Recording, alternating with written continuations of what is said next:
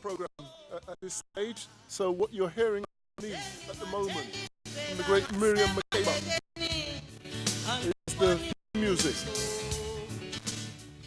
This is the theme music for the Pan-African people's phone in. So this is the tune to listen out for. And this will let you know that the program is here. The program is playing. So I'm just going to allow the theme music to play for a little while. I'd be delighted if sisters and brothers could actually try to make contact via the phone. We're literally organizing tests today. So let me introduce myself. My name is Omowale. A lot of people call me Brother Omowale.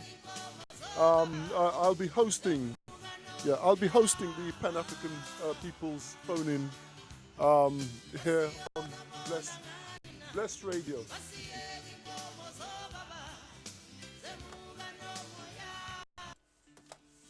So let's let the music play.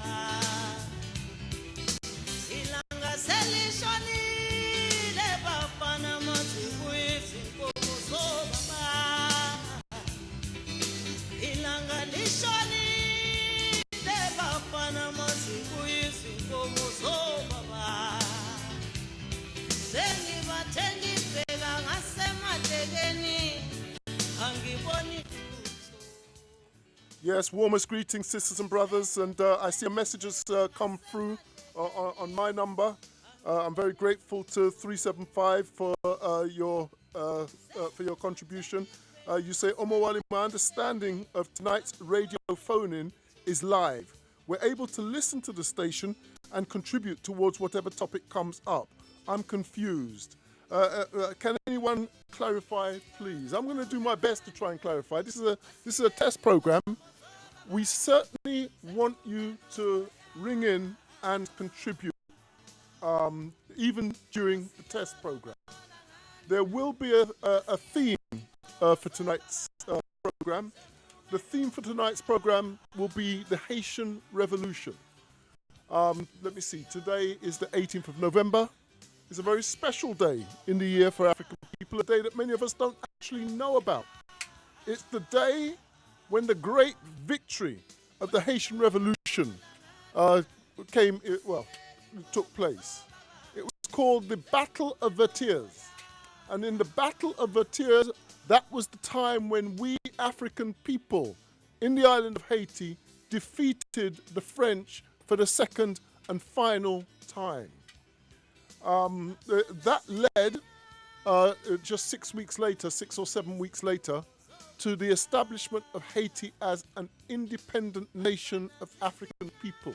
The first independent nation of African people in the world post the enslavement era. In fact, that was during the enslavement era. And that was one example of where we as African people abolished slavery.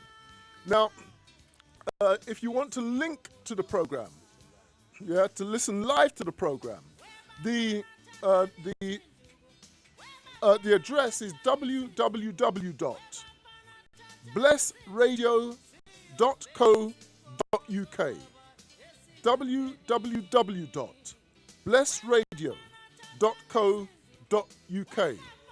Now, many of you will have a number that I've given out. I'm not sure whether that number is working. That's one of the things that about the test program. But there is a number which I'm going to give you here, which is the live studio number. And I think the engineers will be setting that number up soon. So if you have a pen handy, or if you have something handy to actually take down the number, let me give you a second or two just to grab whatever you're going to do to record the number. The number, if you want to link the direct Bless radio number is 07444. Sorry, 07. Let me start again. It's 07944 3366. That's 07944 31366. That is the live link Bless Radio phone line. So if people are able to and ring in via that number, hopefully the engineers will be able to set up the phone in a way that allows participation live on air during the program. I'm going to ask you to bear with me. I'm trying my best to get used to the equipment. It's the first time that I've been taught to use the equipment here in the studio, and I'll be doing my best just to manage that process so that we can have some dialogue here on the airwaves. So, as I say, today's a test program. I'm hoping that it will not just be a kind of discourse or some kind of lecture that happens here. I hope that people will actually ring in and contribute. So, in the background, let me allow our theme music to continue playing. So the theme music will continue to play in the background. Whenever you hear this music by Miriam Makeba, one of my favorite artists, whenever you hear this music, this is the representation of the Pan-African peoples.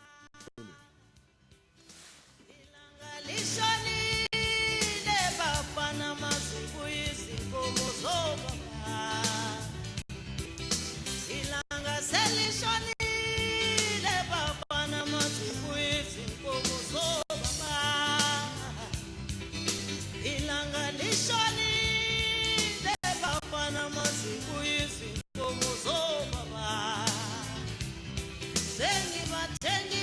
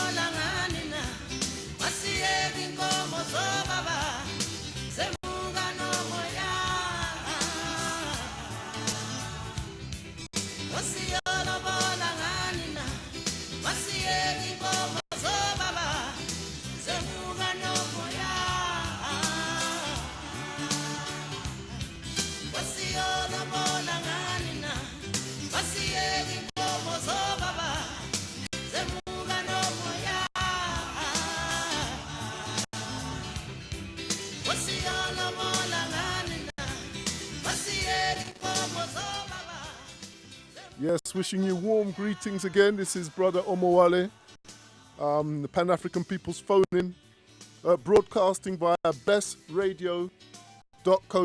That's www.blessradio.co.uk. The link number, the live link number, it's different from the number that some of you may have. It's 07 444 313 66. Let me say that again. It's 07 444 313 66. That's the live number to link with Bless Radio. And it takes you literally right here into the studio. So I'm going to ask people to make a note of that number. in future communications, I'll ensure that everybody has that number. And that will be the main number for linking. Some of you may have another number, and we'll test that number also. So you're welcome to ring in on that number, and we'll see whether that number actually works. But the phone that the engineers have set up so that it definitely comes in to the studio is 079 444 313 66. I repeat, 079 444 313 66. That is the live link number to participate in today's program. Now, what I would normally do, and I'm going to bring the music down a little bit and explain the structure of the program. So the structure of the program will be the music that you've just heard as the introduction to the program. So that's the music that's going to introduce the program. And early in the program, we're going to have what we call a libation corner. This is the section of the program where we honor our ancestors. And during that section of the program, I'm going to be speaking briefly about historical events relevant to African people. So very briefly, I'll mention significant historical events that are relevant to us as African people as part of the process of honoring our ancestors, those ancestors who were part of those historical processes. During that section, the line will be open, and it will be open for sisters and brothers in the community to ring in to honor their own ancestors, their particular ancestors. So if you have a loved one who has recently passed, you may want to ring in and honor that ancestor during the libation corner. If you have, you may have the anniversary of a loved one, and you may want to remember your ancestor during that anniversary. Your call will be welcomed during the libation corner.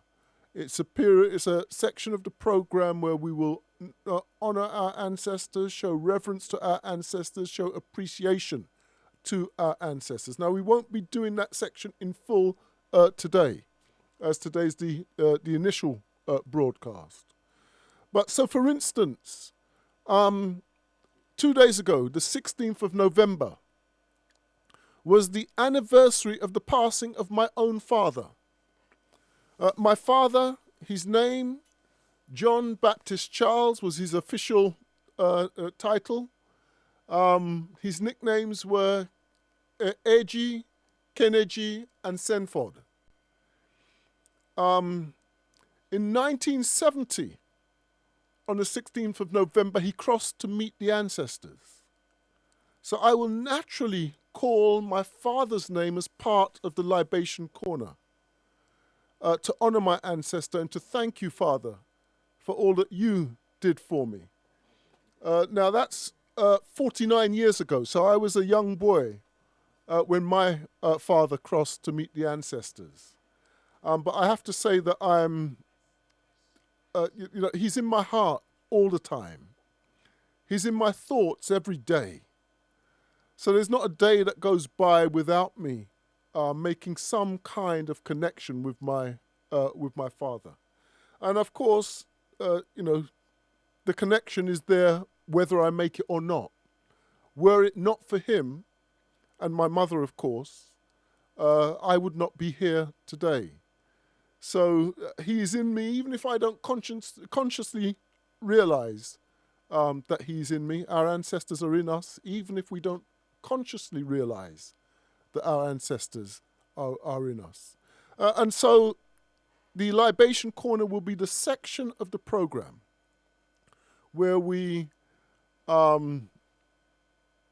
just give due respects, really, to our ancestors, and give due respect to the broader history in addition to our own personal ancestors.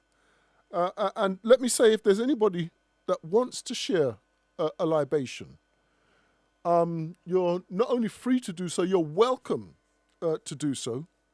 The number for doing that is 07 9 444 313 66. 07 9 444 313 66.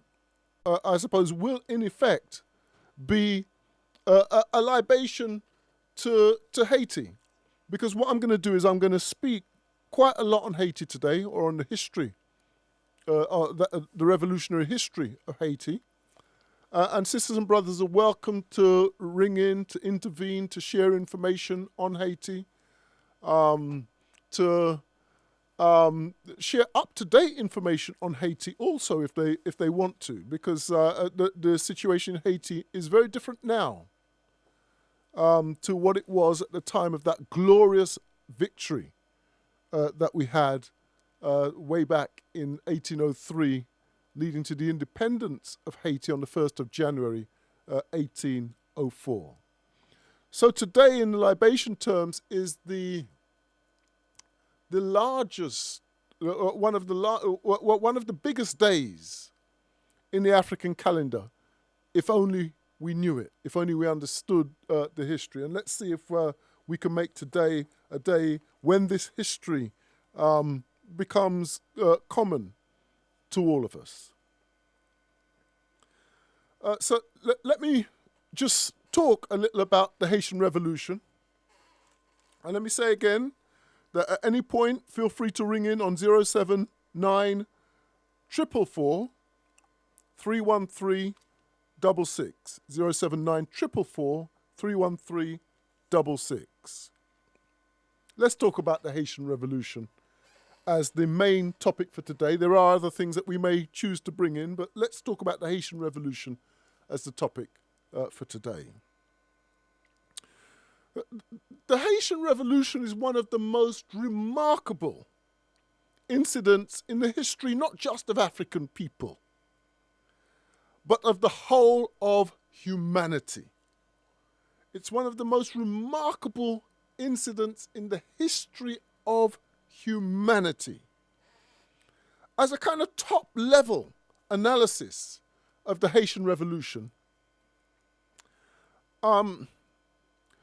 enslaved African people on the island of Haiti, and I'm talking about African women, African men, and African children too, rose up to take their freedom in a war, or a series of wars or battles which make up a war, lasting for 12 2/3 years.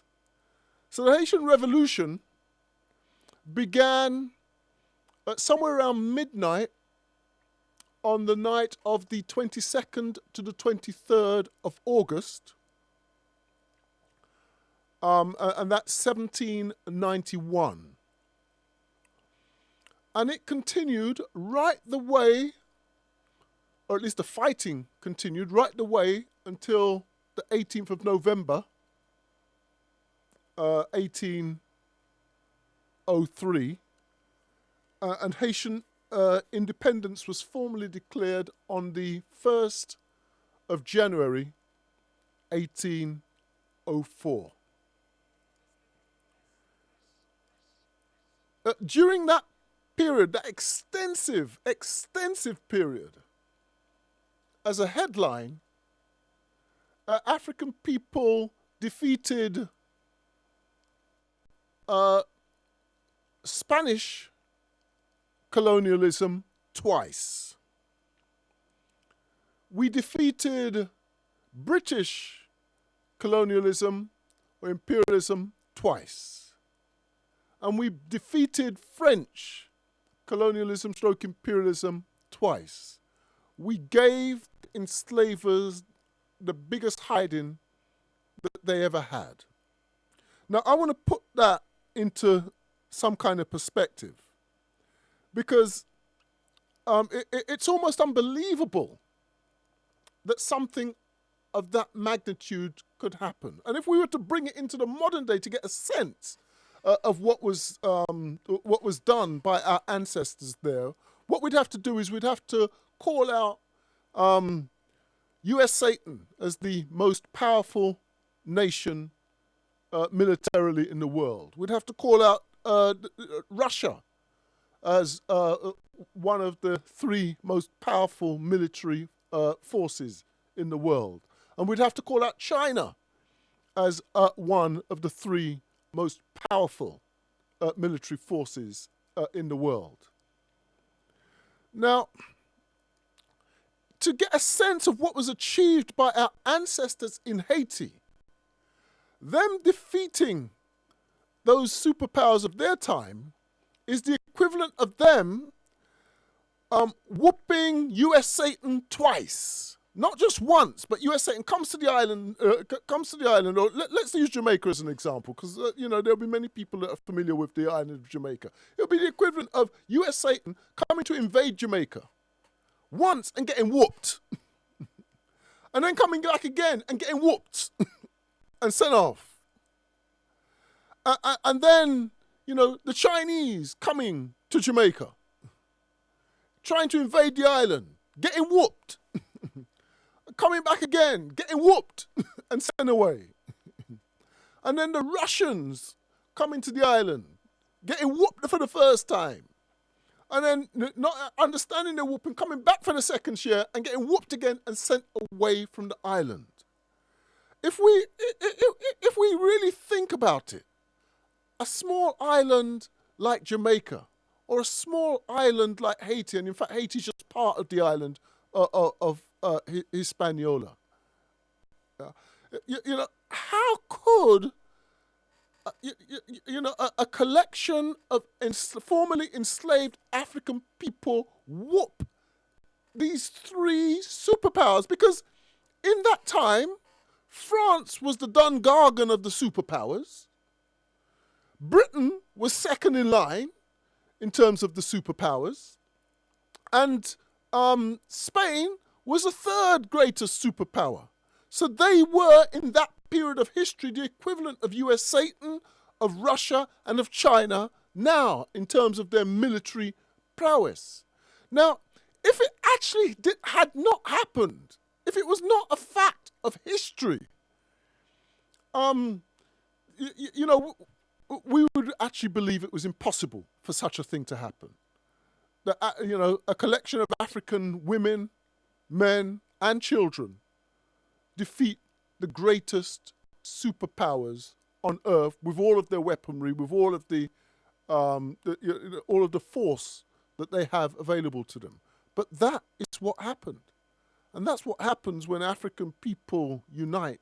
That's what happens when African people, really put their minds to achieving, in that case, our liberation. We'll put our minds, when we've achieved our liberation, we'll put our minds to achieving much more beyond our liberation. But that gives a sense of what we know is possible. And we're not talking about speculation. This actually happened. Now, looking at before I move on, let me just give out the number again, of course. The number for live interaction on the Pan-African People's phone-in is 07 9 444 313 66. That's 07 9 444 313 66. That brings you into the Bless Radio studio, broadcasting on the internet on www.blessradio.co.uk. So that number again is 07 9 444 313 66. So, moving back to the beginning, Um, I think I hear something coming through. Okay, that's another phone ringing in the studio. So let me just give out that number just in case somebody's trying to get through. It's 079 444 313 66. 079 444 313 66. So in 1791, approximately midnight on the 22nd come 23rd of August, African people launched a revolutionary war of liberation to defeat the institutions that were enslaving them. But the whole process did not actually begin on that day. There was much planning beforehand. So you don't just go into a war. You plan the war beforehand.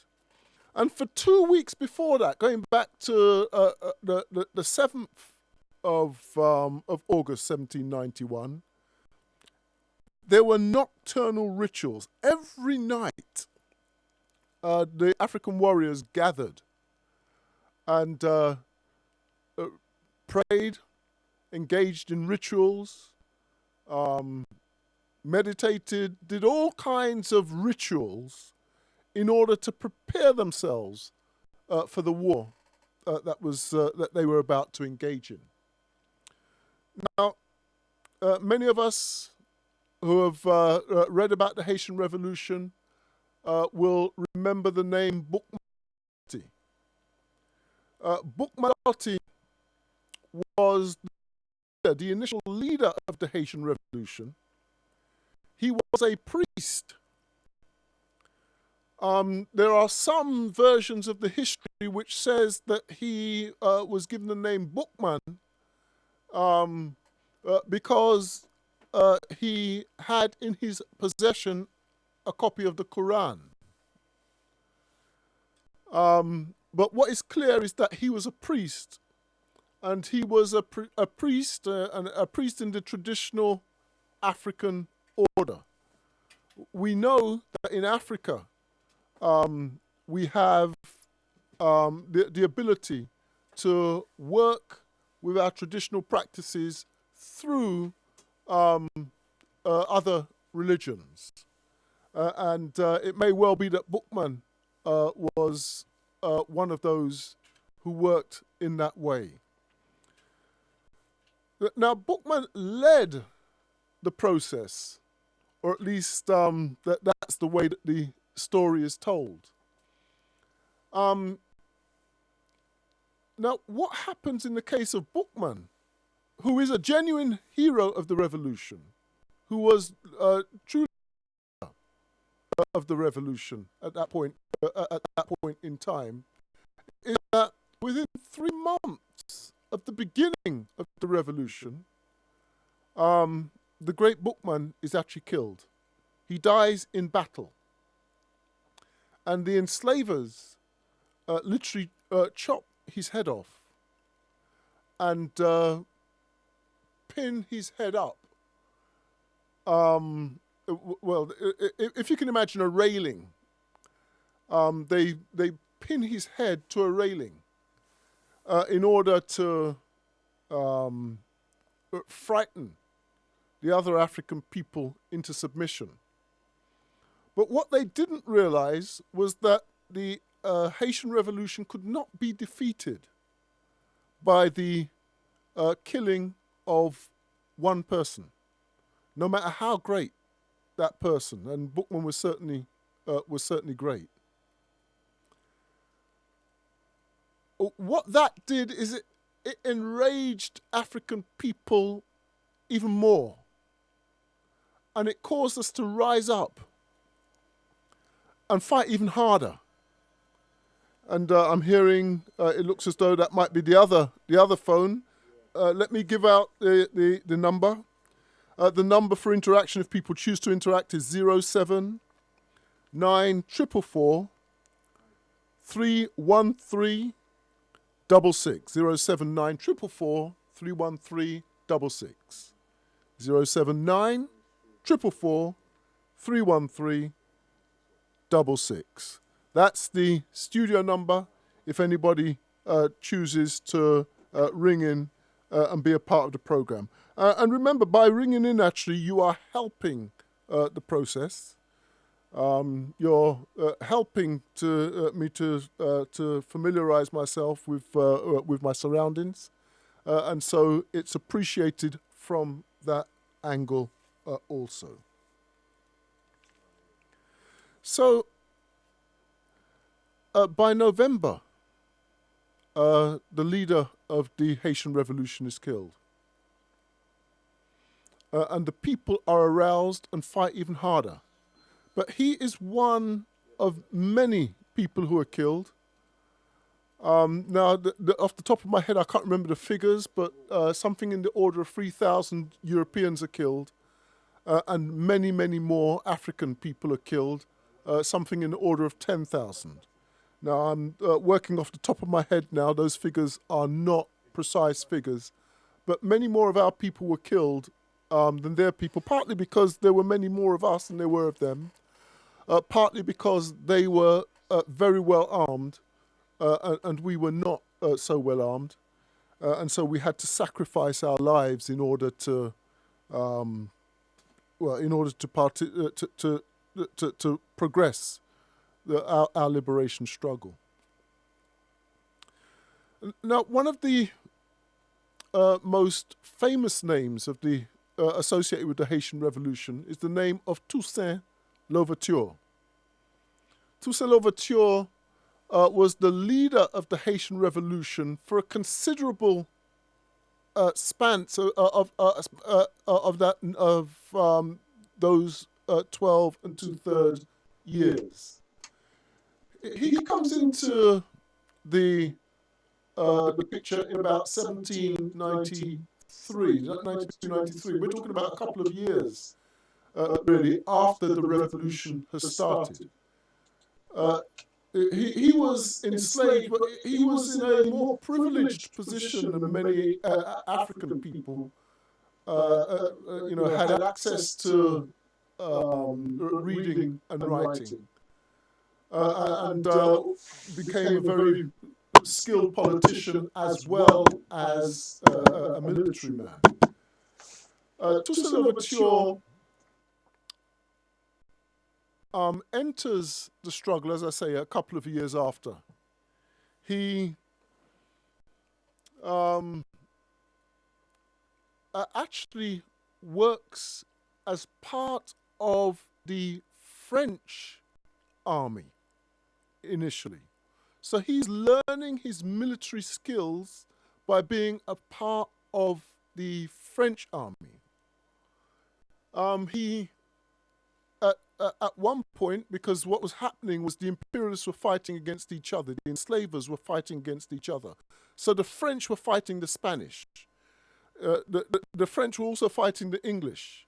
The English, or British, or whatever everyone called them, were fighting the Spanish. So the imperialists were fighting amongst themselves. Why were they fighting amongst themselves? They were fighting amongst themselves because Haiti was the jewel in the enslavement crown. It was the richest island of all of the islands where African people were enslaved. It produced the most the most sugar of any island in the Caribbean by far, by a long margin. And so whichever one of the imperialists controlled Haiti would effectively become the most powerful of the imperialists. They'd certainly become the richest of the enslavers of African people. And so they were constantly fighting amongst themselves. So we have a situation where Toussaint is actually fighting as part of the French army against the Spanish. And when he deems it appropriate, he then switches sides because he's not loyal to the French. He's fighting with the French, but not loyal to the French. He switches sides and he joins the Spanish army to fight against the French. And so what you had is a situation where he would switch from the French to the Spanish. And in the process, what he would be doing with his fighting forces is he would be weakening both of them. Of course, they're both happy to have him on side, because when they have him on side, it helps them to defeat their opponent. And when he switches sides, he helps the French to weaken the Spanish. Then he helps the Spanish to weaken the French. So this was part of the kind of military tactics that were used by Toussaint in particular in order to gain a position of strength and power. And then eventually there comes a point where Toussaint moves away from both the French and the Spanish and confronts them with African forces, the forces of African people who have escaped from slavery in many instances. The Maroons, who are now, many of them, organized into an army. Now, there are some real questions about how it is that a group of African people, enslaved African people, could defeat military forces, the strongest in the world. Well, one of them is the tactic that I've just mentioned. But another theory says that what happened in Africa itself was African nations were set against African nations in war. And so what the European enslavers would do is they would go to one set of African people. They would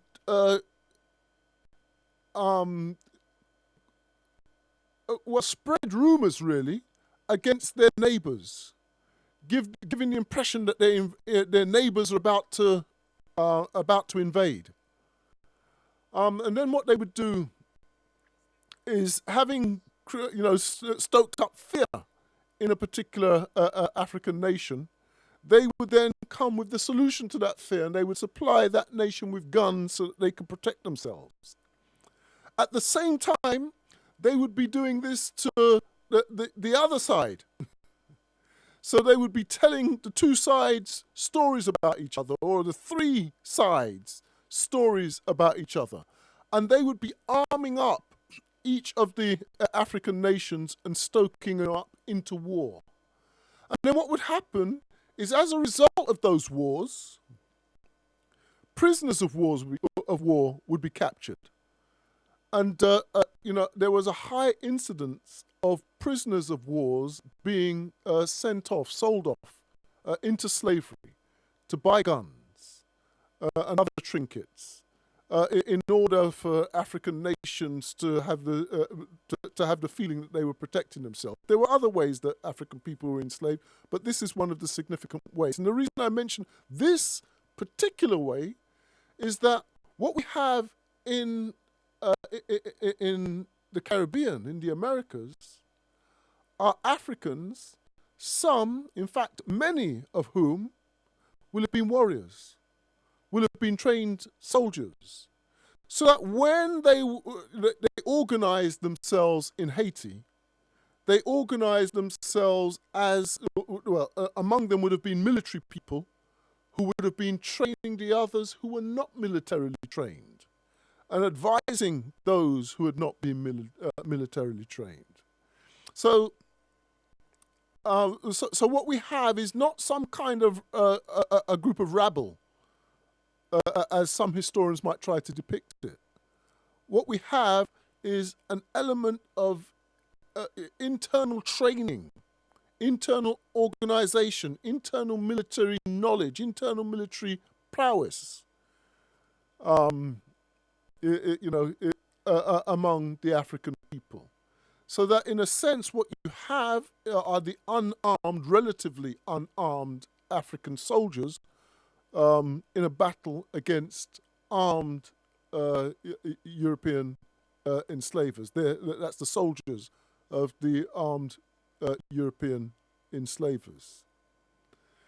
So that's another of the reasons why it was perhaps not such a great surprise that our forces were ultimately able to defeat these so-called superpowers at the time. These nations that were thought to be invincible because they had so many ships, they had so many cannons, they had so many. Didn't have machine guns at that point, but they certainly had firepower, ballistic firepower of the sort that we did not have as African people enslaved in Haiti. And in fact, what we had to do is we had to kill them, take their weapons, and use their weapons back against them. That's another part of the story.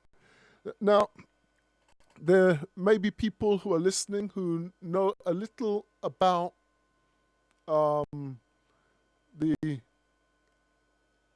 history of the beginning of the revolution, and your contributions are welcome here. I didn't mention where, for instance, the nocturnal rituals took place. It took place in a place called Bois Caïma. Bois Caïma is what it said, is the name of it in the language of the Haitian people, which incidentally is the same language spoken in islands of like Dominica, like St. Lucia, like Martinique, like Guadeloupe. It used to be the language of Grenada.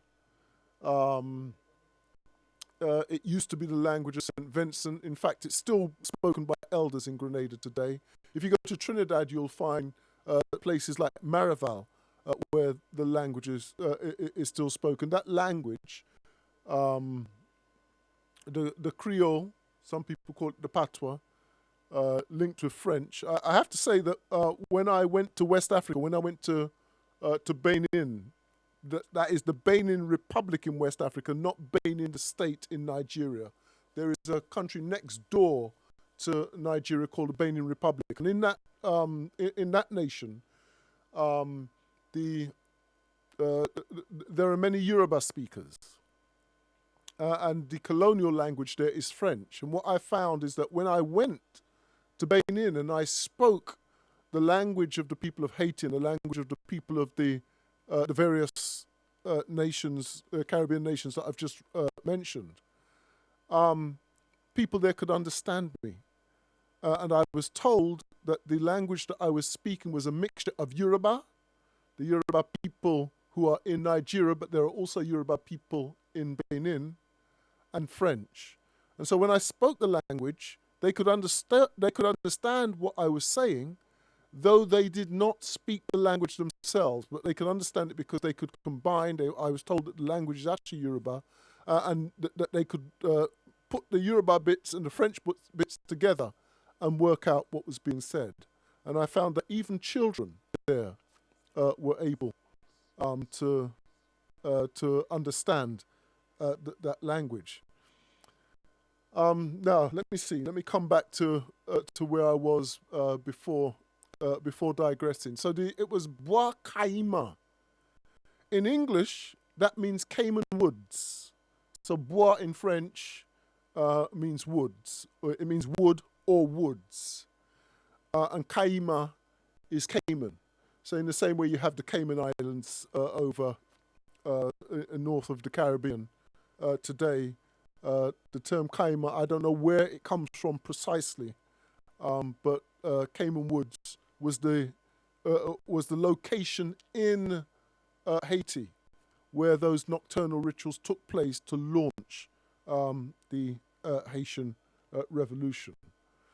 And the point that I was going to make is that Boukman Dutty, of course, did not operate by himself. And what I'm going to do is I'm just going to set a question here. There was a woman who appointed him leader of the Haitian Revolution. She was a priestess.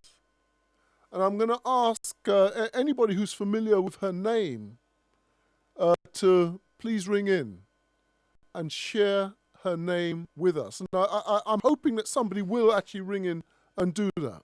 And one of the reasons that I'm hoping that will be done is because the names of our women are very often left out of history. It's just not documented in the way that it should be. So I'm going to ask any of our sisters or brothers to please, and it's okay to look it up if you want on the internet, yeah, to please ring in and honor this woman who, our mother actually, who was the leading priestess in the Haitian Revolution, and who appointed Boukman Dutty to be the leader of the Haitian Revolution. Now, let's just take a step back here. When we're talking about African culture, men are not allowed to just go off to war.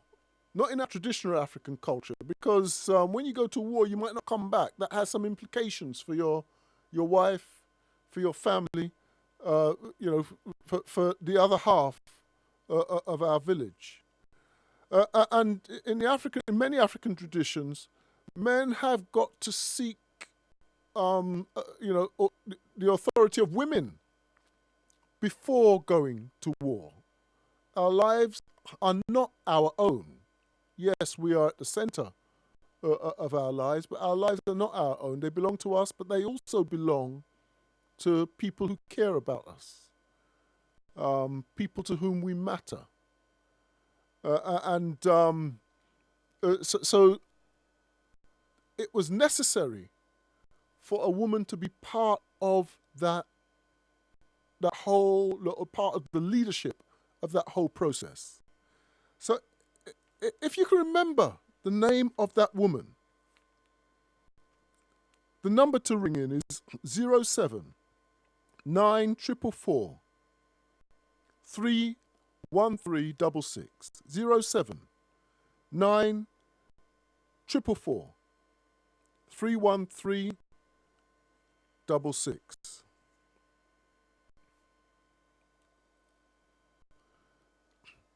Now, as we move through the Haitian Revolution, we've talked a little about how Toussaint began to come to the fore by essentially tricking the French and the Spanish, encouraging them to fight each other, switching sides on them, and rising to power. There came a point at which Toussaint's forces become powerful enough for him to begin to engage in battles against the French, against the Spanish, and the third group, of course, is against the British. And as we move into the mid 1790s, Toussaint begins to issue defeats, military defeats, to both the French and the Spanish. Now, when the French saw that they were being defeated by African people in the island of Haiti, they sent somebody over who they called a commissioner. His name is Sontonax. Sontonax, that's quite an important name to remember. And he's sent over by the French. And he comes over and tries to negotiate Toussaint into submitting to France. When he realizes that he can't defeat Toussaint militarily, of course he tried to defeat Toussaint militarily, got whooped, and then his brief was to try to negotiate Toussaint into submission. But he was completely outflanked militarily, outsmarted diplomatically by Toussaint. But one of the techniques that he used was to give an announcement in 1794 that slavery is abolished. Now, when Europeans appear to be doing us a favor, they're doing it for their reasons, not ours. So his reason for abolishing slavery, or announcing to African people that slavery was abolished, was to try to get the loyalty of African people, to try to persuade African people to leave Toussaint's army and come over to him. Obviously with the intention of re-enslaving African people after he had done so. So, a decree was put out where those Africans who submitted to Sontenax, their lives would be spared. They would not die. Their lives would be spared by the enslavers. And the Africans who resisted, who stayed with Toussaint, would be killed. This is a standard divide and rule tactic, which is often used by the European imperialist enemy against us. It didn't work in Haiti. Toussaint and his forces were too well organized to fall for that trick. Now, Toussaint was not the only general.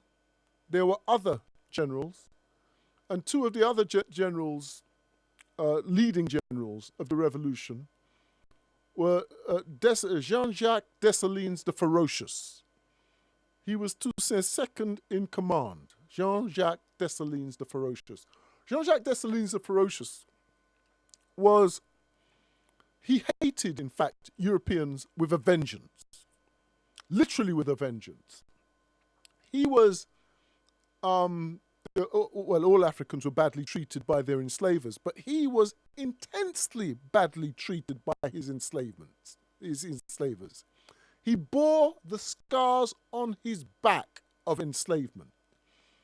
And one of the things that happened is when he, became a senior officer in Toussaint's army, any chance that he got, he would, kill Europeans with vengeance. So he actually made it into a sport. He actually enjoyed killing Europeans, and he made it into a sport, the killing of Europeans. Toussaint was one of the only people. There were two people who could kind of tranquilize him and prevent him from going on a killing spree of Europeans. The other one was his wife. Again, I'm not going to mention his wife's name.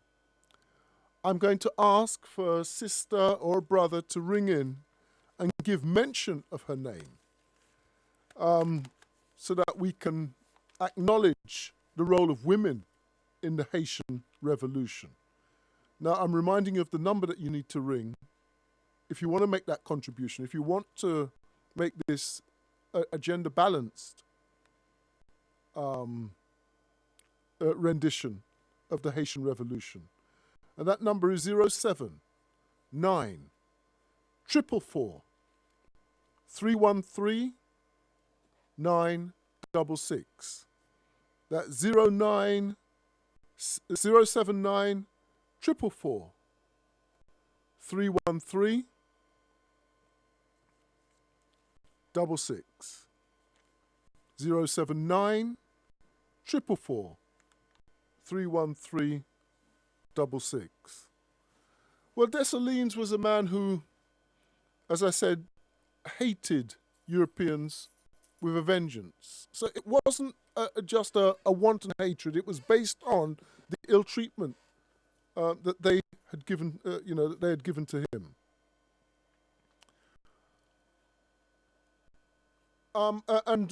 When he was given the order to go and rout Europeans or European armies, he would do so with immense pleasure. He was one of the most feared generals in Toussaint's army.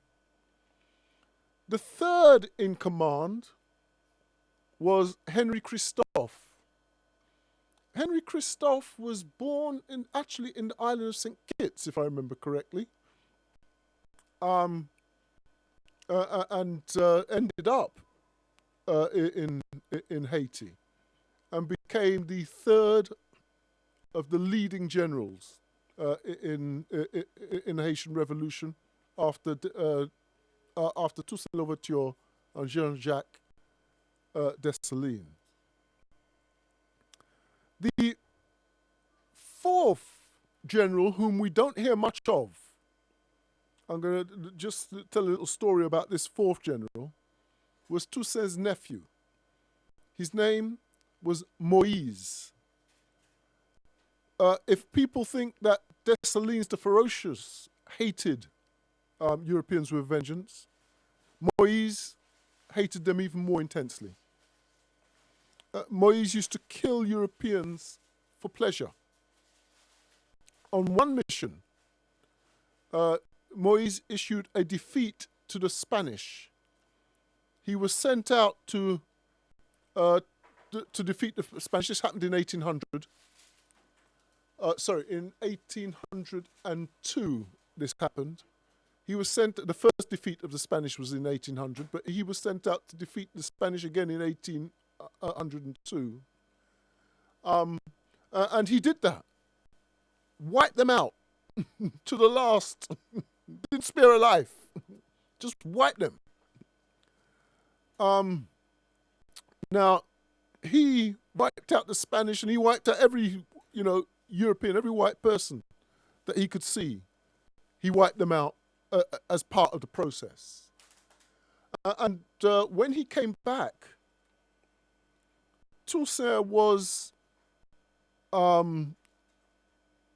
extremely angry with what he had done.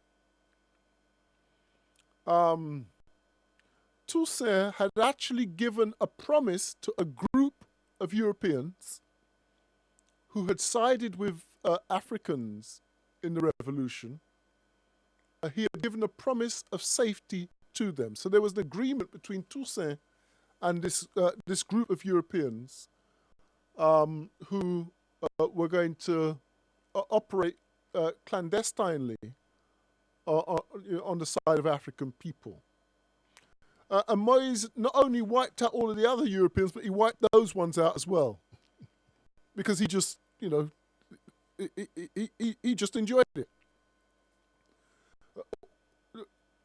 To cut a long story short, Toussaint Louverture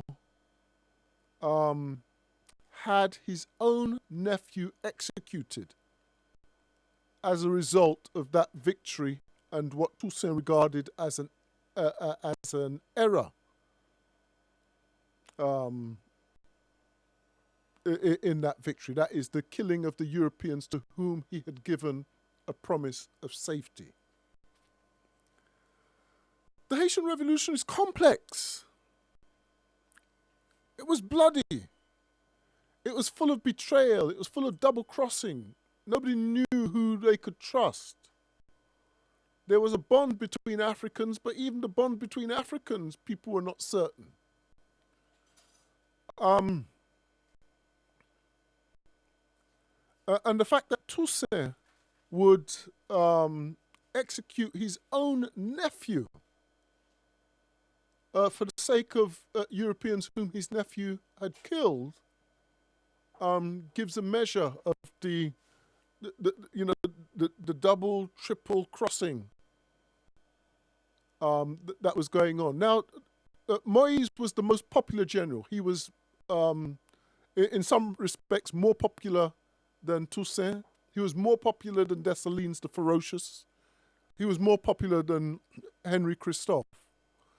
And it is possible, just possible, that Toussaint may have had his nephew executed in order to stop his nephew from supplanting him as leader of the revolution. And that's speculation. That's not an historical fact. I'm just saying that is a possibility.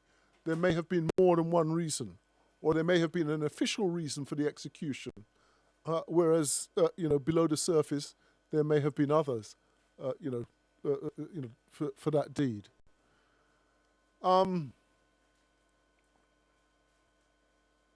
So Toussaint was a feared man by all of not just the generals, but everybody feared Toussaint. And if you can kill your own nephew, that explains why. Everybody has reason to fear you. And of course, he was killing his own nephew as an act of discipline, to ensure that his forces would not lose their discipline even under the pressures of war. Toussaint is controversial also for another reason. In Haiti, African spirituality was the currency of many of the people on the island, many of the African people on the island. So many of us practice what was called voodoo or other versions of African traditional African spirituality. And Toussaint, who himself was a Christian, he was a Catholic, he, in a roughly 1801, he abolishes, this is before 1801, he actually abolishes voodoo. He abolishes African spirituality, causing great consternation amongst many of his followers. So many of his followers then do their spiritual practices secretly. But I mention this because this is one of the reasons why in the modern day Toussaint is not shown the respect that he deserves. You see, I mentioned earlier on that there were 6 victories against superpowers, 2 against France, 2 against Britain, 2 against Spain. Toussaint was the leader of the revolution for 5 of those 6 victories. That, in a nutshell, makes him the greatest general in the history of humanity. Because nobody would have imagined that it was possible for a group of enslaved people to overcome the 3 greatest superpowers, not just once, but twice each, and for him to be the leader of 5 of those victorious battles. I mean, that's his claim to being the greatest general in the history of humanity. I'd be interested to hear if anybody has any ideas of any other general that can come even close to the achievements of Toussaint Louverture. If you have any ideas, well, I'm glad to hear it. This is a view that I'm expressing. You may know of generals who have done better. The number, if you want to express an interest, is 07 9444 313 66. That's 07 9444 313 66. I'll say it one more time. 07 9444 313 66. That's the number to ring if you want to interact in the program. If you want to give us your idea of who might be the greatest soldier, the greatest general of all time. Now, at the same time I mentioned Sontenax, let me bring some of the other islands in, because the Haitian Revolution spreads. It's not just in Haiti. It spreads across a range of islands. So at the same time that the French send their commissioner, the man named Sontenax, over to Haiti to try and outsmart, to defeat him militarily first, but to outsmart Toussaint, a trip that failed abysmally. They send a mixed-race African man by the name of Victor Hughes over to the island of Guadeloupe in the Eastern Caribbean. It's very important that they sent a mixed-race African over to that island. And so he goes over to the island of Guadeloupe to, shore up. His reason for going there was to shore up French power on that island, to keep it under French control. The problem for the French is that when he got over there, and he was there with his troops, etc., he realized that he was an African. And one of the first things that he did was he released Africans in the island from slavery, abolished slavery on the island of Guadeloupe. And he went over the guillotine. The guillotine is said to have glistened in the sun. And when he landed and set up his guillotine in Pert-Em-Hru, the capital of Guadeloupe, he started a process of chopping off heads, chopping off the heads of European enslavers. And it's historically documented that he chopped off the heads of 12,000 Europeans. 12,000 Europeans had their heads chopped off on the island of Guadeloupe. Slavery was abolished. This Victor Hughes was a great man. A great man. One of the reasons why we don't hear too much about him is because of that greatness and the attempts to bury this part of the history. But this is all linked to the Haitian Revolution and the rising up that was happening in the Haitian Revolution, the taking over of the island. And so this inspires Victor Hughes to organize the Africans on the island of Guadeloupe to rise up and take control of the island of Guadeloupe, and they do that successfully. But Victor Hughes was not satisfied with merely freeing one island. So what he does is he sends troops under the leadership of one of his leading officers, a man by the name of Pert-Em-Hru. He sends him off to the island south, that's Dominica, in order to assist the Maroons of Dominica. The Maroons of Dominica, by the way, were never ever defeated. In the island of Jamaica, the Maroons were never defeated. There were 2 Maroon wars in the island of Jamaica. And what happened was the Maroons in Jamaica actually signed a treaty with the British on 2 separate occasions. And they still have their land up in the hills, the Blue Mountains. In one of the villages is called Accompong, up there in Jamaica, as a result of the treaties that they signed. The Maroons of Dominica refused to engage in treaty signing and fought to the bitter end and never came out of the hills until such time as they themselves believed that slavery was actually over.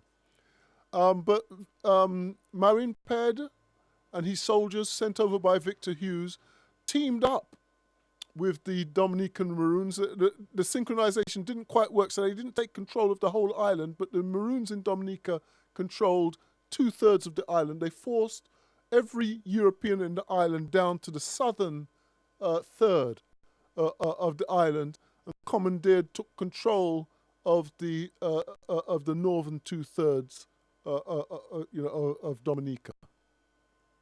So Dominica was partially liberated, but not fully liberated. But it didn't stop there. Pert-Em-Hru was sent to the next island. In fact, the next island south was Martinique, which has a slightly different history.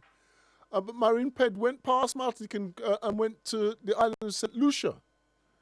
And there he teamed up with the Maroons of St. Lucia. Now, the Maroons of St. Lucia refused to be called Maroons. The term Maroon or Maouan in our language means to run away. And so they said, we're not running away, we're not Maouan. We are brigands. And so in St. Lucia, you don't hear about the history of the Maroons. What you hear is the history of the brigands. And the brigands took full military control of St. Lucia, after battle, of course. And in the square in Castries in St. Lucia, the square that's now known as Derek Walcott Square, they lined up the Europeans and chopped off their heads, the European enslavers, and chopped off their heads. In the marketplace in the southern city or village, town, however you want to call it in terms of the scale of the island, Soufrière, the second city of St. Lucia, heads of Europeans were chopped off there also, as African people took control of the island of St. Lucia. Now, this is history that you are not going to be told about. You're not going to be told about this history. Yeah, this is history that is buried. I've certainly, this history is explained in the book that I wrote a couple of years ago called African People Abolished the Slave Trade. The majority of people in St. Lucia today do not know that their ancestors controlled the island of St. Lucia. The majority of people in St. Lucia have no idea that they actually took physical control of the island, chopped off the heads of the enslavers. And I can see that there's something coming through here. Let me say, just bear with me. Now, let me say, warmest greetings to you, sister or brother. You're live on the Pan-African People's Phone-In. Please go ahead and make your contribution.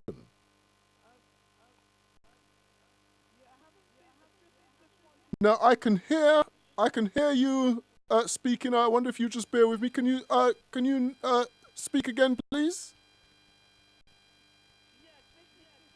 Right, now what is happening is I can hear your voice faintly.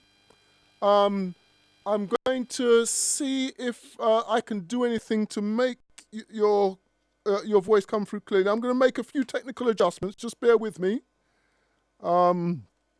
Right, now, here we go. Okay, can you speak again, please, my sister? Yes, I'll do it again. Yes, it's Sister Cheryl here. Warmest greetings to you, my sister. Greetings to you too. I wanted to know how it went on, I think it was Saturday when you had the thing down the woods for the regarding the ancestors. I wanted to know how it went. I was quite curious about it. Now, my sister, we're making some technical adjustments. Yeah, I wonder if you would just if you would just repeat that question. Yes. We want to be sure that everybody. I wanted to know. Yeah. How I think it was Saturday when you had the ancestors' greetings in the woods. I just wanted to know how it went. I was quite curious about it. Well, I am now in the process of beginning to recover from that, my sister. Yeah. Okay. It was an excellent event. My hands, I've got. I beat the drum until my hands started to bleed, literally. You get blisters. No, it's gone past blisters. The skin on my hand actually cut, and my blood has blessed the drum. Yeah.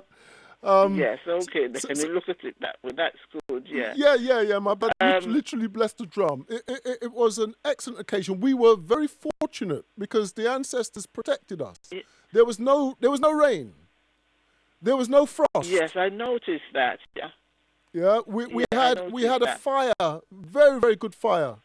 That was going, my sister. It's a very, very lovely fire. I mean, Sister Chinier is very skilled in, living in the outdoors, and so she created a fire for us. We all assisted, of course, but she led the process of creating a fire for us. So we had, we had a fire to keep us warm whilst we drummed. Okay, then that's good. So we drummed. Yeah, that's good. We chanted. We engaged in rituals. and we were there Yeah. until literally the break of dawn. Oh, wow. It was a lovely occasion. Wow. I'm sorry you were not able to make it, sister. I think if you had come, you would have really enjoyed it. Yeah, it's Yeah, I think you yeah. would have really enjoyed You it said had it you about come. sorry I couldn't make it. That's how I felt. But I also felt that it would have an idea of mine been good if we spiritually, who is not able to come, you could set a time for us and we link in spiritually. Do you Right. understand what I mean? Yeah, I'm hearing Huh? your suggestion, and I hope that Sister Chinya is listening and hearing your suggestion. I'll certainly make a note of your suggestion, and I'll take that back. Yes. I'll Because take that's that how back as I something to be felt. I considered. thought I would like to have a silence or something tuned in with my mind being there. Right, it's an interesting idea that you've that you've put forward, my sister, and I'll certainly take that back. And maybe it's something that will be incorporated in next year. I don't know at this stage, so I can't say that it will or it won't be. I think yes. possibly from an organisation perspective, there would be a keenness for people to actually be there and to participate. But I understand what you're saying. There may be people who are disabled. There may be other reasons why people can't come. Yes, and just you can't make it for whatever reasons. You know, I just want to be there spiritually out here. Yeah? All right, then. I think I'll have to end and good to talk to you. Very quickly, sister, before you go, are you there, my sister? Yeah. Yeah, before you go. I'm here. Yeah. The Haitian Revolution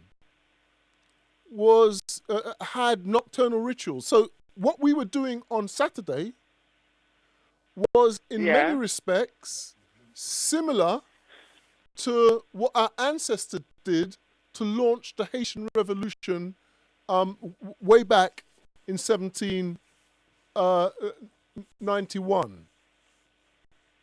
I'm just making the connection.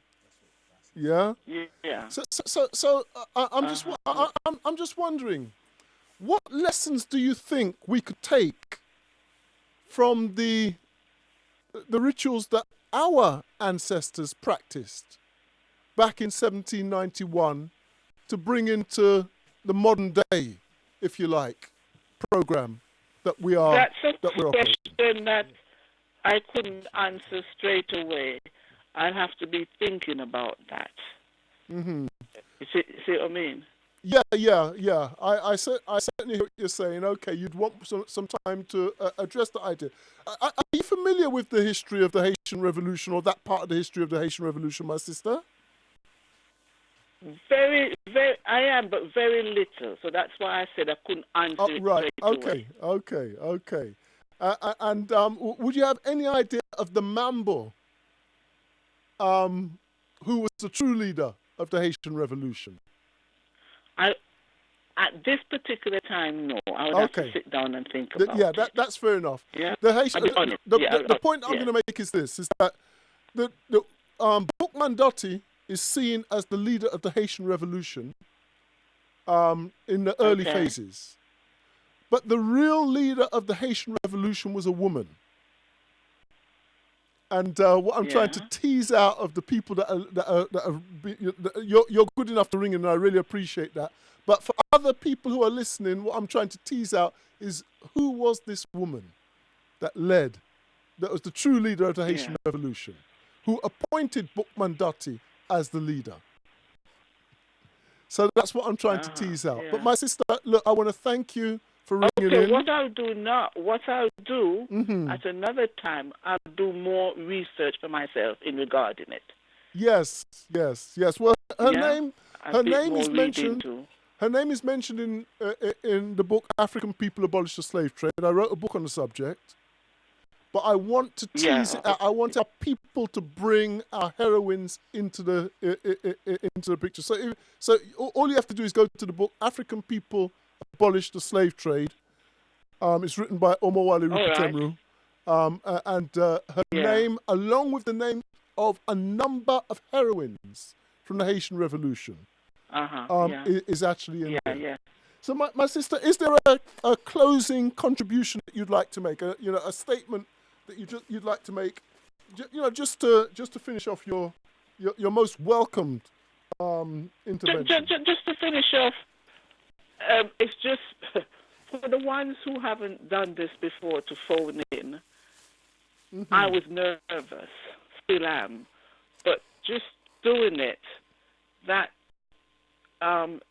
severity of nervousness has eased. So I'm saying to anybody else out there who wants to phone in and nervous about it, just do it. My sister, I want to thank you. Yeah. I really want to thank you. And for sharing your feelings as well. This is very important. Because coming live on air can feel kind of traumatic. It's daunting. It's daunting. to come live on air. And let me give you let me give everybody an assurance that we are family here. Yeah. That when you come on air, you'll be treated with the proper respect. You're not coming on air to be treated like those European radio stations where they try to make you look silly. Exactly, they pull you apart. Yeah, exactly. You're in family here, so you will be treated with respect. This is the basic standard of this program, and I'm sure it's a basic standard for Blessed Radio. So my sister, I thank you for sharing your feelings as well. Yeah. Thank you for that call. I really appreciate that. I really appreciate that. Yeah, all right then. Take care. Take care, my sister. Take care. Yeah, okay then. Thanks. Okay, Yes. yeah, bye. Now, I thank our sister. Our sister actually came through on a line, another number that I've given out. So sisters and brothers who have the leaflet or the e-leaflet that was sent around have another number. And if you do have the e-leaflet, please feel free to ring that number. You will come through live here on Bless Radio if you ring that number. The actual studio number is 07 944 313 66. That's 07 944 313 66. And of course, you help to familiarize me with my surroundings when you ring in and participate. So the sister was actually referring to an event which we held this weekend just gone called Libation for Liberation. I want to thank Shanti Chi for their contribution. Of course, I want to thank Ukombozi for their contribution. And of course, the Pan-African Society Community Forum is always supporting any activity that I'm involved in. And so I want to thank all of the organizations that came together to make that event happen. And of course, anybody else that was there may want to ring in and just to share a comment with our sister. So, there were people there, and if you're listening and if you feel that you want to ring in and add something that I may have forgotten, please feel free to ring in. The number to ring in, if you have a leaflet, it's on the leaflet. If you haven't got a leaflet, the number directly for the studio is 079 444 313 66. 079 444 313 66. Now, I think I'd reached a point where I was just explaining that the island of St. Lucia came under the total control of African people. Literally, the total control of African people. If you move one island south from St. Lucia, you come to the island of St. Vincent. And Marine Pert was sent down after defeating Europeans in St. Lucia. He was sent further south again to the island of St. Vincent. And in the island of St. Vincent, he joined forces with the Black Caribs. Now, the Black Caribs of St. Vincent, there are different stories as to how they came into existence. But I think most likely is that they are African people who made their way over to the Caribbean long before Columbus, who settled on the island of St. Vincent and who mixed with the Caribs. And so you have a special group of Caribs, the Black Caribs of St. Vincent, who are darker in hue than the Caribs of the other islands in the Caribbean. These Black Caribs were led by a brother by the name of Young Chatoye. In English, Chatoya. In French, Chatoyer. And Young Chatoye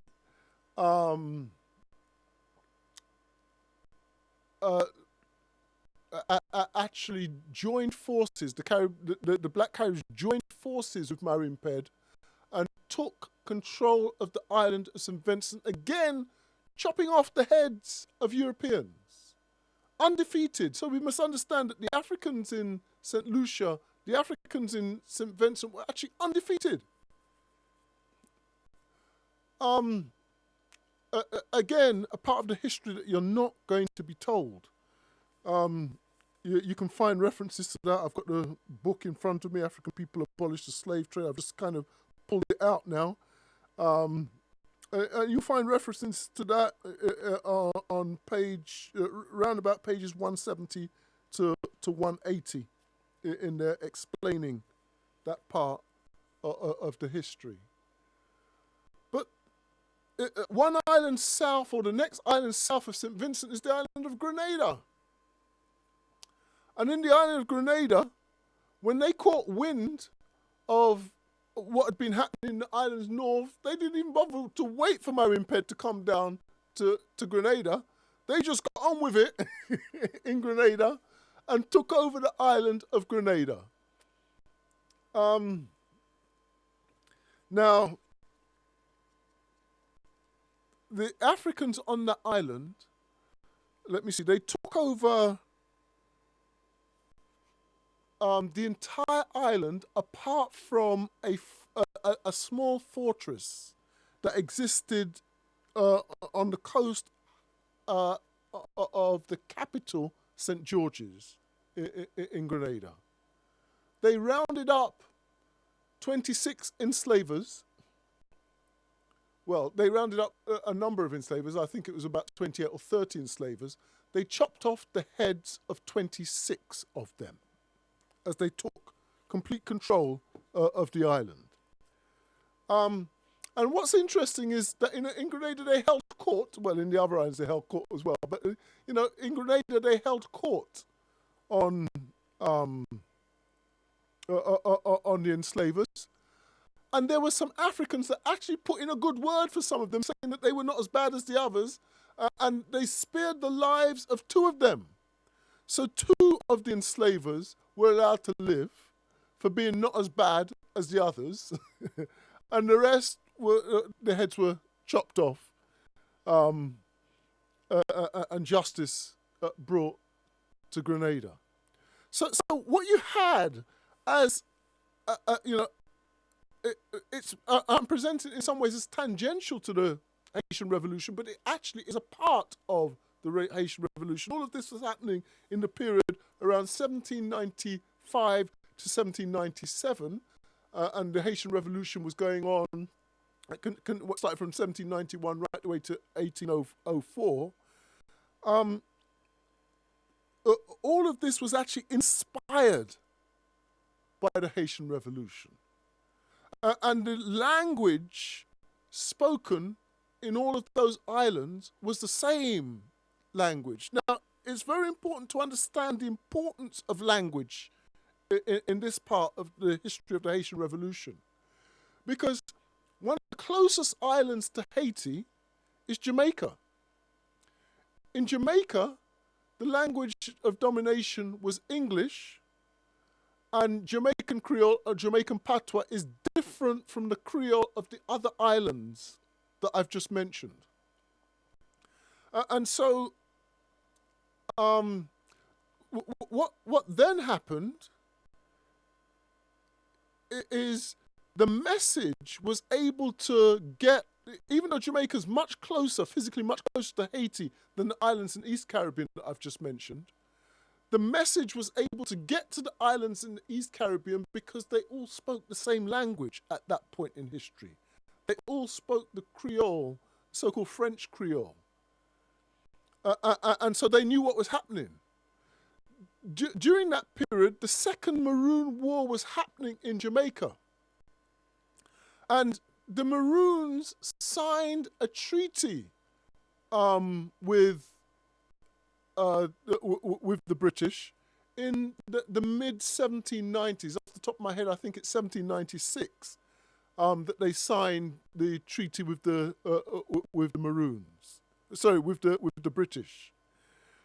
But they signed that because they didn't know that the British were catching licks all around the Caribbean. They didn't have the same language, so they didn't know.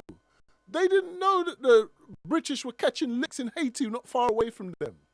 They didn't know that the British were catching licks all in the Eastern Caribbean, in the islands that were just mentioned. They didn't know that Britain or British enslavement was on the brink of collapse. And so when the Maroons, who just wanted some peace now, signed the treaty, they didn't realize that they were letting Britain actually off the hook. They just didn't know that was the case. And had they had the advantage of language, had they known, had they known that the British were in complete dire straits, and had they held out, the history of Jamaica would have been different. Because not only could the Maroons have held out, but if the enslaved Africans in Jamaica had known that they could rise up and win, it would have happened in Jamaica. And if Jamaica had gone our way, I think the history of the whole of the Caribbean would be different now, because you'd have Haiti liberated, you would have Jamaica liberated, and the islands in the east of the Caribbean would have been able to hold on to the gains that had been made. And so the history of the Caribbean would have been very, very different today. So when the Maroons signed the treaty, they didn't know it, but they were actually letting Britain off the hook at that point in history. Britain was in dire straits, literally on the brink of collapse in many respects, or certainly the enslavement part of their regime was on the brink of collapse. So now the forces, the African forces in St. Lucia and St. Vincent, were never ever defeated, by the way. And what they did is they too signed treaties. They signed treaties in the same way that the Maroons in Jamaica signed treaties. And what then happened is the British took the Jamaican Maroons and sent them to Nova Scotia in Canada. And when the Jamaican Maroons complained about the coldness, they sent them to Sierra Leone. And that's why you have the Creoles of Sierra Leone. They are, many of them are actually of Jamaican heritage, or they have Jamaican in their heritage, I should say. Well, they're Africans, of course, but they have Jamaican in their heritage. In the case of St. Lucia and St. Vincent, what they did is they took the warriors and separated them away in the same way that they did with Jamaica, and sent them to what today is called Belize. They stole a little bit of Honduras, and they called it Belize, and they sent the warriors there away from the rest of the island. That's one of the reasons why in St. Vincent and in St. Lucia, the history of Africans controlling the island is not widely known, because they were literally just sent away to Belize. Some of them, again, ended up in Sierra Leone. So you will have some people with a St. Lucian heritage in Sierra Leone. You will have some people with a Vincentian heritage in Sierra Leone as part of the Creole communities as well. So we see some of the connections. One of the very sad stories about this, and this goes in relation to the treaties that were signed in St. Lucia, is when the British cannot defeat you, they rope you into their army. And so the St. Lucian warriors, the brigands that I mentioned, who refused to be called Maroons because they were not running away from anybody, yeah, they enlisted them, and they became the first West India Regiment. And so that's how you get the West India Regiment as part of the British Army. It comes from the African soldiers in St. Lucia that they couldn't defeat. And then those same soldiers, those African warriors, were then sent back to Africa later, to go and fight against their sisters and brothers in Africa in order to colonize Africa on behalf of the British. Be careful when you sign treaties with the British. The Maroons were used in Jamaica to catch enslaved Africans who ran away from the concentration camps that they call plantations. And in St. Lucia, they were used to go back and subdue our people in our motherland. So we have a number of African groups who during the enslavement era were never defeated. The Jamaican Maroons were never defeated. The Dominican Maroons were never defeated and never signed a treaty. They stand alone in that respect. The St. Lucian Brigands were never defeated. The Black Caribs of St. Vincent were never defeated. There are lessons there for us to learn. This is all part of the greater history of the Haitian revolution. Let me just say that your calls are welcome, and I thank our sister who rang a little while ago. Let me give out the number again. The number is 07 9444 313 66. 07 9444 313 66. And one more time, it's 07 9444 313 66. As I say, your calls are most welcome. And if you have an inquiry, in fact, in the way that the sister had an inquiry, please ring in. I may or may not be able to help with that inquiry, but please ring in, because that way we help to create a discussion on air rather than a discourse.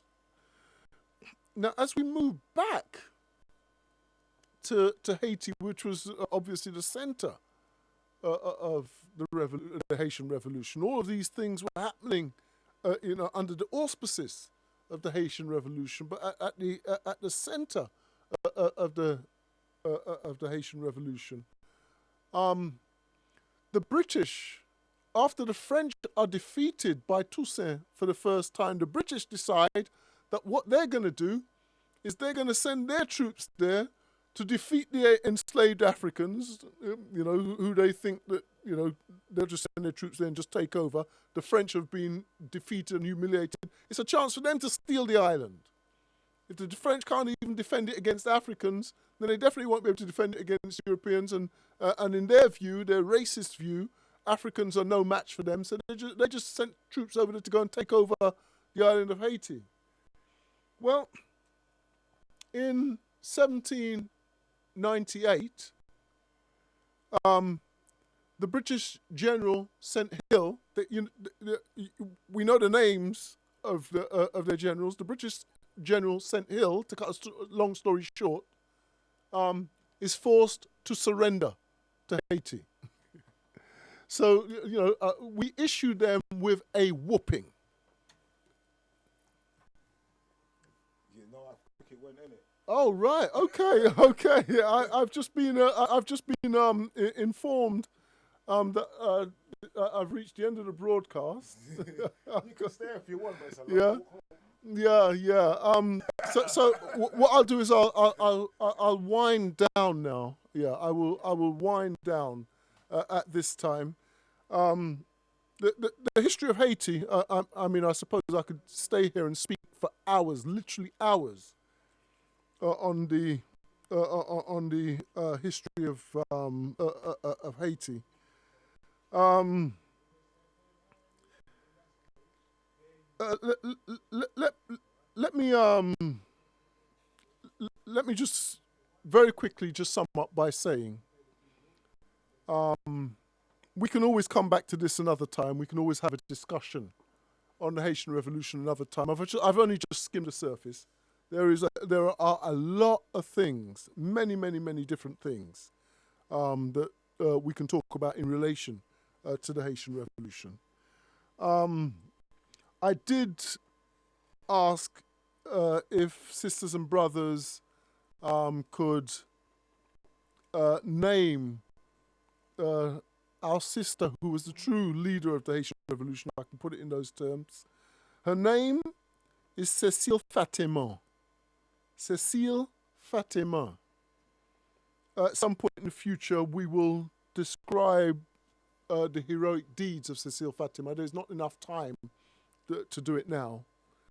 There are other heroines of the Haitian Revolution whose names will need to be remembered also. And we'll spend time talking about these great women. Marie-Jeanne Lamartinière is an example. Sanit Belair is another example. There are many, Madame de Mina, there are many examples of African women who were heroines of the Haitian Revolution. But anyway, Cécile Fatima, that's her name. And we will spend a little bit more time discussing her contribution at some point in the future. Now, I've reached the end of the broadcast for today. We will structure the program much more thoroughly next week. And we'll be in the routine. We'll have mastered the equipment. We'll be in the routine and able to deliver a fully fledged broadcast in 7 days' time. Let me just say that our brother Astamari is going to be with us next week. He will be beginning his new program, starting at 8 o'clock in the evening next Monday. And he will be running from 8 till 10. So I'll be here with you from 6 till 8. So Brother Omowale will be here with you from 6 till 8. And Brother Astamari will be here with you from 8 till 10 next week. And let me assure you that we are going to develop a schedule of broadcasting here for you on Monday evenings here at Bless Radio. So you will, in a not too distant future, have broadcasting going from 6 o'clock through to midnight, and we may even extend it beyond that. So we're going to be building up this section of Bless Radio, and it is going to become part of, we're going to turn it into a university. It's going to be an area for education for African people, true education for African people, where our people will be able to come and genuinely learn information relevant to us. So with that, I'm going to say I'm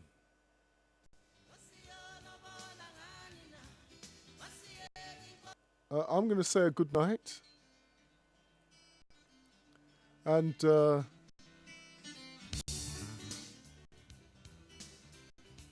again, I remind you, this is the theme music for the program.